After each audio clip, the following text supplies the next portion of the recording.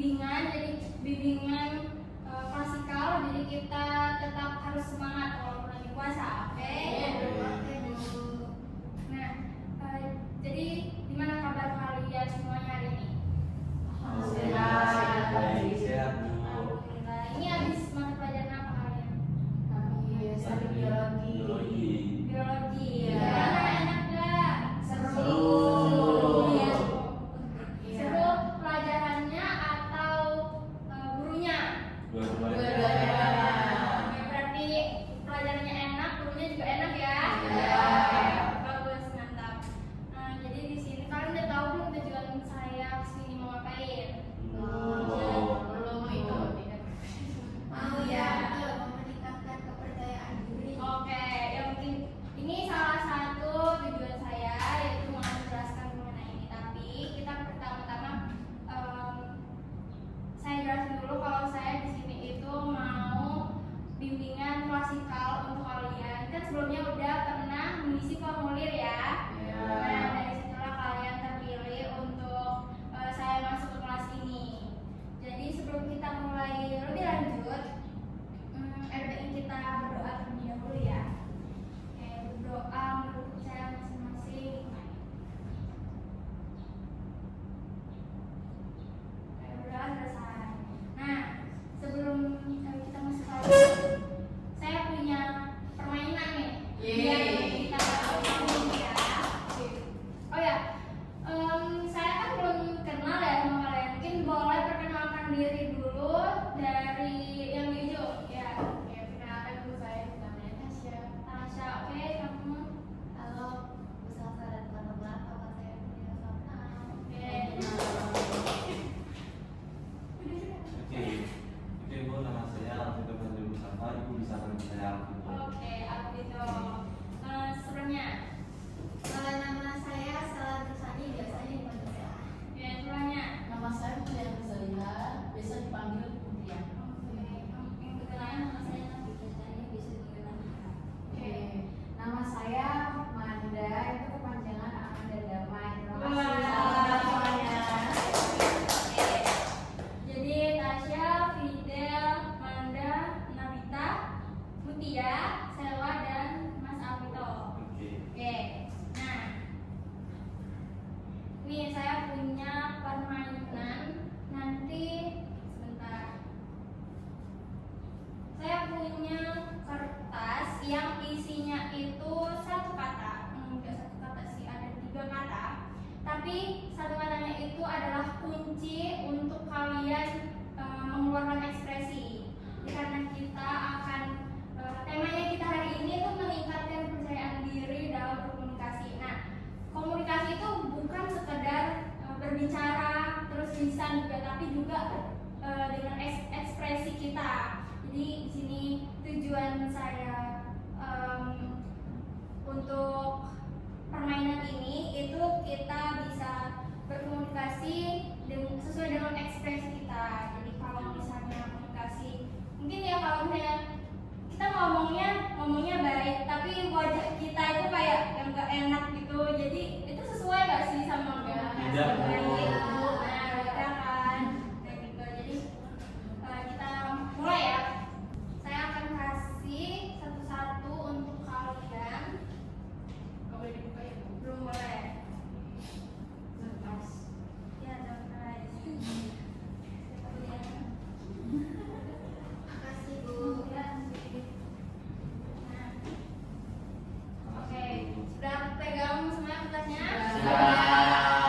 Jadi nanti kertasnya akan diacak dan akan saya pilih mungkin satu-satu atau beberapa akan saya pilih dan kalian buka akan menunjukkan ekspresi yang disebutkan di kertas itu.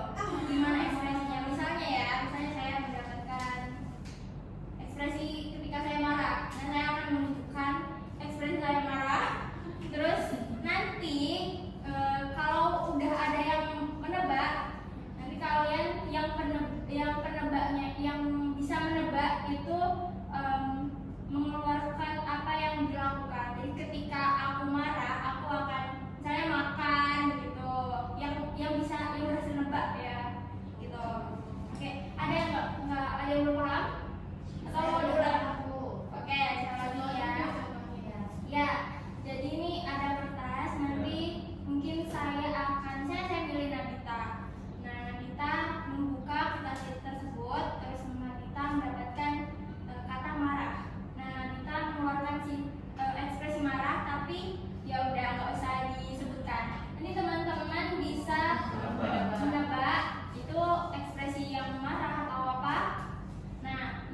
bisa dan yang berhasil nebak itu sambungkan. Sambungkan ketika ekspresinya Nagita itu marah, itu kalian ngapain gitu. Ya, yang dialami. Kalau Nagita punya marah, ketika aku marah, aku akan ngapain? Gitu ya. Nah, untuk jadi mungkin ada saran untuk milihnya acak itu mau kayak gimana?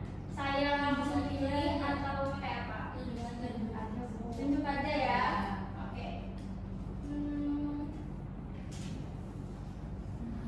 Ini bulan apa? Ini ya depan inisial Maret apa? Anda.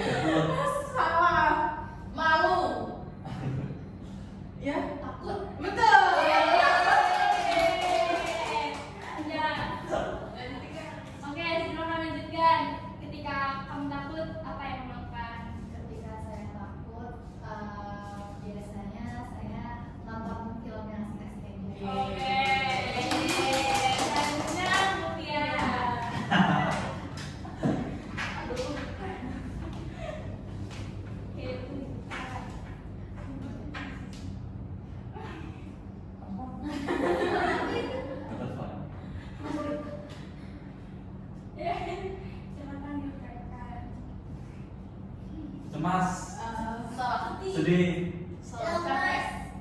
iya benar. Oke, ketika kamu capek, Aku capek, aku tidur. Oke, bagus. Iya, boleh duduk. Ada lagi ya? Apa ya?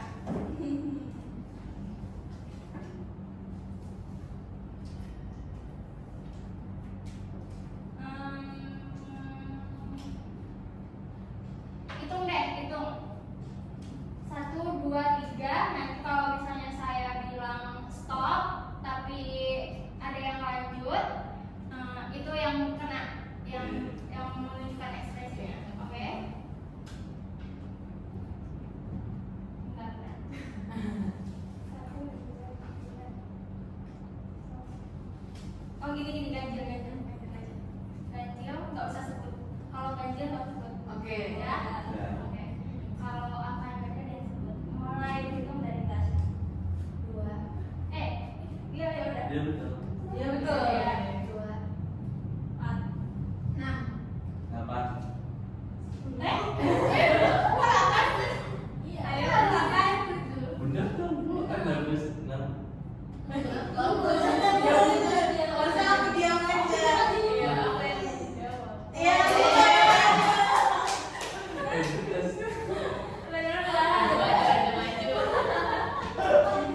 Oke, kalau gitu silakan dibuka.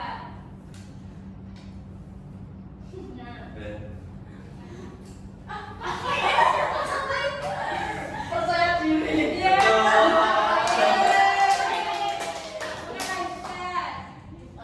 Ketika saya percaya diri, saya akan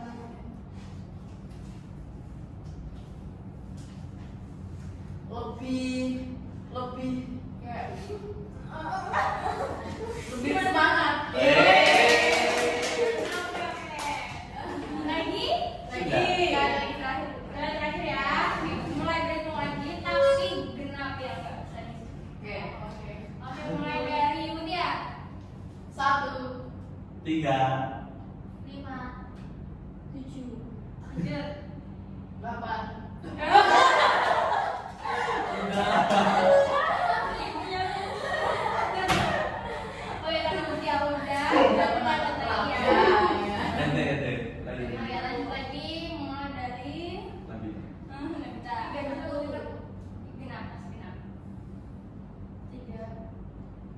7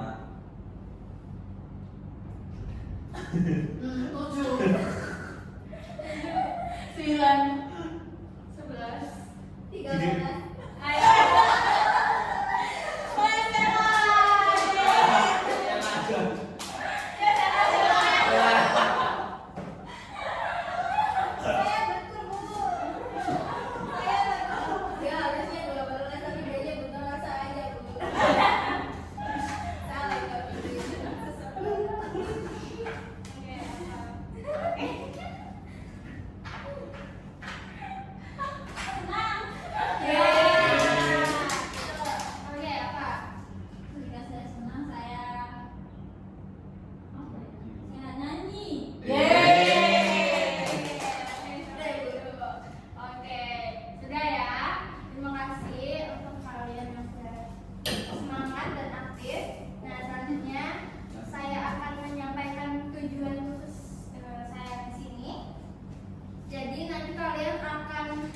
Menelaah pentingnya komunikasi dan juga meningkatkan kepercayaan diri. Terus selanjutnya kalian juga bisa menjabarkan konsep dari kepercayaan diri serta faktor-faktor yang mempengaruhinya.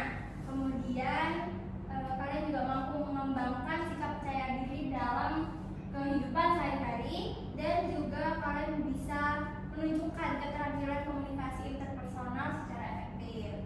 Oke, kita langsung masuk ke materi kita yang mengenai meningkatkan kepercayaan diri dalam berkomunikasi. Nah, kepercayaan diri. Sebelumnya udah ada yang tahu belum apa itu kepercayaan diri? Ayo, Berani. Berani. Oke, yang lain. Ya, ada. Percaya pada kelebihan dan kemampuan diri. Oke, yang lain. Tidak malu dan tidak minder. Ya, bagus. Yang lain? Jadi kepercayaan diri adalah sikap positif bahwa individu harus mengembangkan peringkat positif untuk diri mereka sendiri dan lingkungan mereka atau untuk situasi yang mereka hadapi. Itu menurut Sewa dan Nirvana pada tahun 2018. Jadi kepercayaan diri ini merupakan kepercayaan diri yang kuat yang ada pada diri kita sendiri. Ya, kita tidak malu dengan apa yang kita punya, misalnya kekurangan atau kelebihan, atau kita mau melakukan apa yang kita inginkan, kita percaya diri aja, nggak perlu mikir oh ini aku nggak bisa, aku nggak mampu, tetap kalian lakukan aja. Oke. Oke, jadi di sini ada ciri-ciri orang yang percaya diri. Nah, mungkin dari kalian bisa membaca dan mungkin dari kalian ada nggak yang merasa kalian mempunyai ciri-ciri seperti ini? Ya, nomor satu, kalau disebut nomor satu. Oke, bagus. Yang lain? Saya nomor 8. Nomor 8. Oke. Selanjutnya Saya 11. 11. Oke. Saya 10. 10. Oke, Amanda. Saya kayaknya semuanya. Oke, jadi memang seharusnya ciri-ciri orang percaya diri itu seperti Amanda ya. Semuanya itu termasuk ciri-ciri orang percaya diri. Nah, kemudian ada nih faktor pengaruh yang mungkin bikin kita lebih percaya diri atau kita lebih meningkatkan diri sendiri. Yang pertama itu ada konsep diri, terus kedua ada harga diri, kondisi hidup dan pengalaman hidup. Itu untuk faktor internalnya. Nah, untuk faktor eksternalnya itu ada pendidikan, pekerjaan dan lingkungan. Ada yang tahu contoh dari faktor internal dalam kesehariannya? Misalnya yang konsep diri deh. Ayo, Saya dulu. kayak apa? Mungkin di konsep diri ini saya mempunyai prinsip bahwasanya menjadi manusia kita harus berbuat baik tanpa memandang ras, gender ataupun budayanya. Jadi faktor internal saya itu tidak tergantung sama teman-teman saya, tetapi diri saya itu ingin membantu itu karena ketulusan hati saya. Oke, tepuk tangan. Jadi ya seperti itu ya, faktor dari internal. Kemudian untuk faktor eksternal mungkin ada yang bisa memberikan contoh dalam pendidikan, kerjaan atau lingkungan. Ya, Saya mau kasih contoh lingkungan. Mungkin lingkungan itu sangat berpengaruh Bu. Kayak contohnya misalnya ada seorang yang berada di lingkungan bully. Nah mungkin saja yang korban ini menjadi tidak percaya diri karena akibat dari lingkungan tersebut yang membuat dirinya merasa rendah diri dan lain-lain sehingga percaya diri kurang. oke, nah kita Stella mungkin tadi mau Kalau saya mau mungkin sedikit menjelaskan yang tentang pendidikannya itu. oke. Mungkin kalau misal kita di sekolah nih, terus kita itu temenannya sama orang-orang yang pendiam aja, terus dia kalau misal di kelas itu kayak nggak memperhatikan terus gitu Bu. Jadi kayak apa ya, kita jadi nggak percaya diri untuk menunjukkan kepada teman-teman kelas lainnya itu kalau kita tuh sebenarnya memperhatikan banget, terus apa ya, kayak kita tuh paham sebenarnya apa yang dijelaskan, karena kita kan di lingkungan pertemanan kecilnya itu kayak pendiam banget, terus kayak sangat tertutup gitu, jadi kayak nggak pede gitu kalau mau menunjukkan ke banyak orang. Oke, kita akan nah jadi ya benar ya yang dikatakan sama kalian yang sudah tadi bilang bahwa dari faktor internal itu contohnya bisa dari konsep diri seperti pembentukan kepercayaan diri pada seseorang, dimulai dengan pengembangan diri sendiri yang diperoleh dari pergaulan kelompok, pergaulan yang memiliki positif dan negatif. Kemudian ada harga diri, itu misalnya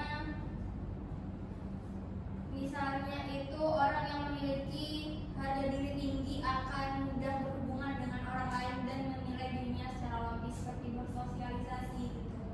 Terus selanjutnya ada kondisi fisik, itu kepercayaan diri yang dipengaruhi oleh perubahan kondisi fisik yang seseorang yang memiliki fisik yang lebih sehat dan dapat membangun kepercayaan diri. Kemudian ada pengalaman hidup, kepercayaan diri ini muncul dari pengalaman yang mengecewakan karena rasa rendah diri muncul dari pengalaman tersebut, namun dia tetap bisa meningkatkan kualitas dirinya sendiri. Terus selanjutnya ada faktor eksternal, tadi seperti yang udah dikatakan Stella juga dan juga Fidel, bahwa dalam pendidikan itu bisa aja mempengaruhi keyakinan seseorang.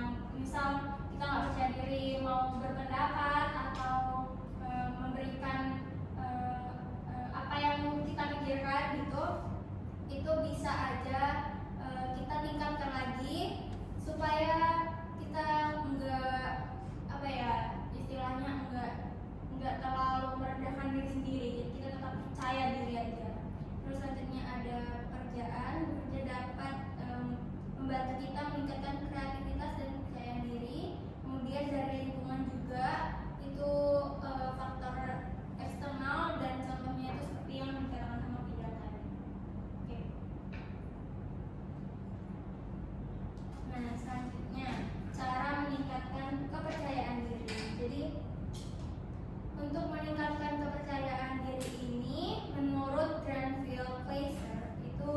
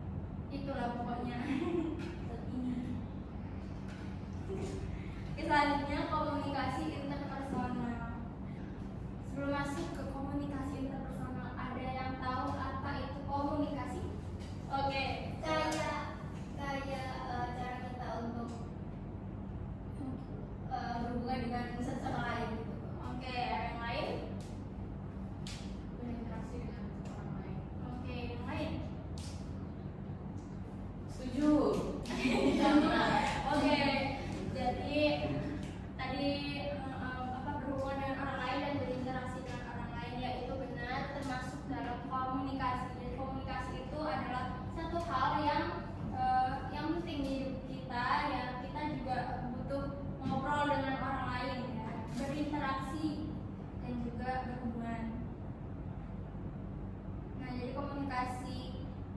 Tadi itu kan komunikasi interpersonal.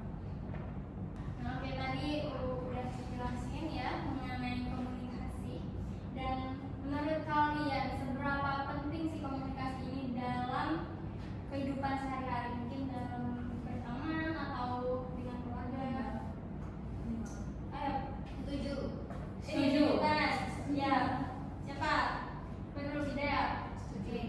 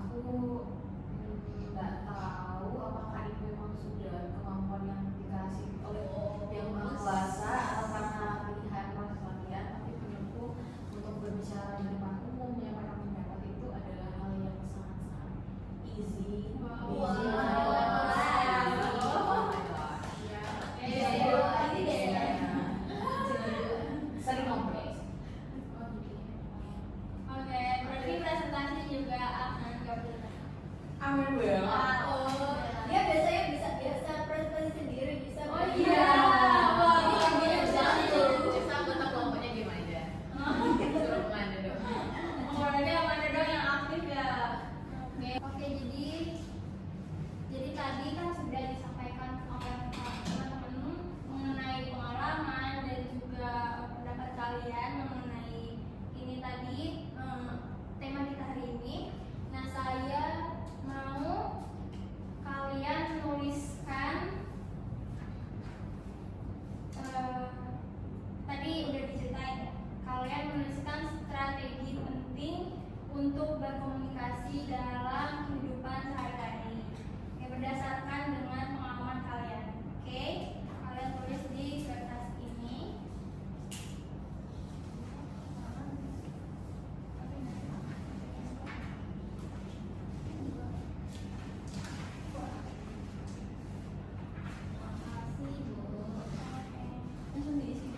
Ya, kalian harus diisi.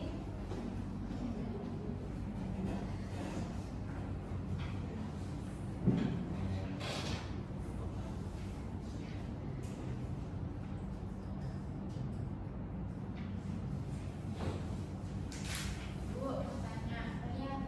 bisa dijelasin ulang nggak itunya? Oh, Mainnya? apanya?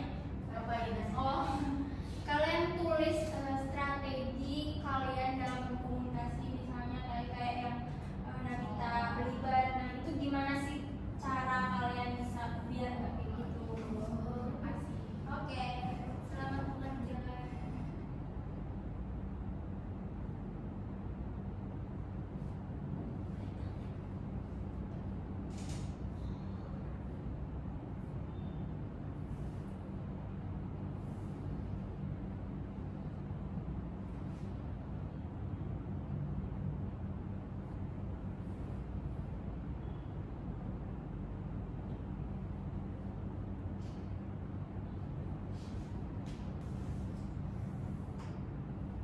Sudah semua?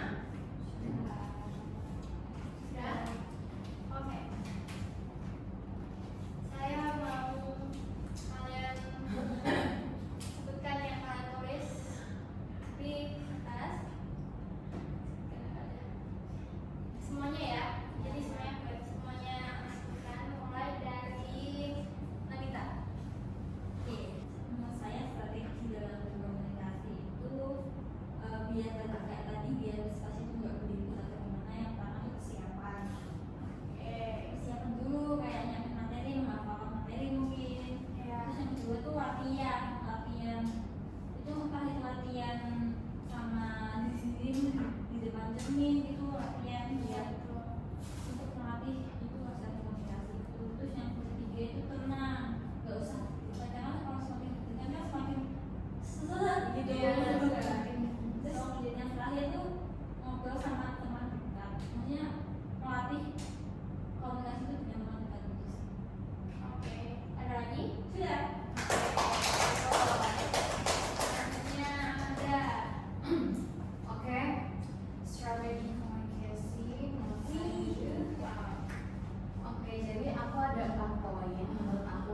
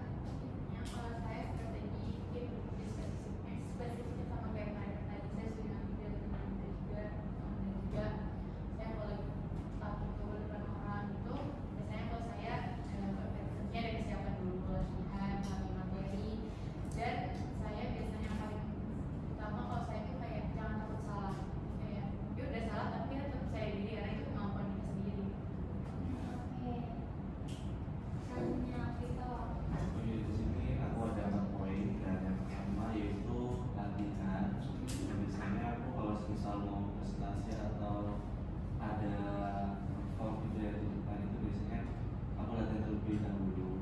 Yang kedua yaitu menguasai panggung atau materinya. Jadi di situ aku belajar biasanya kalau kita pindah atau dulu gitu bakal kelihatan banget kalau kita benar-benar nggak bisa menguasai materi tersebut. Dan yaitu selanjutnya yaitu memahami situasi. Nah jadi situasinya itu misal senang, sedih, kita harus paham banget. Misal kita mau bercanda nih, nah biasanya kita ada situasi dulu. Kalau situasinya emang agak kurang oke, ya kita sedih dulu. Dan selanjutnya yang terakhir yaitu mengenali batasan. Nah di sini mungkin sama dengan yang Mbak Amanda tadi sepertinya untuk mengenal batasan ya mungkin hampir mirip sama memahami situasi tersebut. Oke, thank you. Oke, selanjutnya saya. Nah, kalau saya Bu, saya tuh takut kalau ngobrol sama orang itu natap matanya gitu. Oh, nggak berani Iya. contek. Iya, jadi mungkin kedepannya saya bisa mencoba latihan terus buat kalau ngobrol sama orang itu pakai kata terus juga belajar dengan bergaul dengan teman yang pandai berkomunikasi. Oke, selanjutnya Lutira. Saya itu nggak pede kalau mau ngobrol sama orang yang nggak dekat gitu.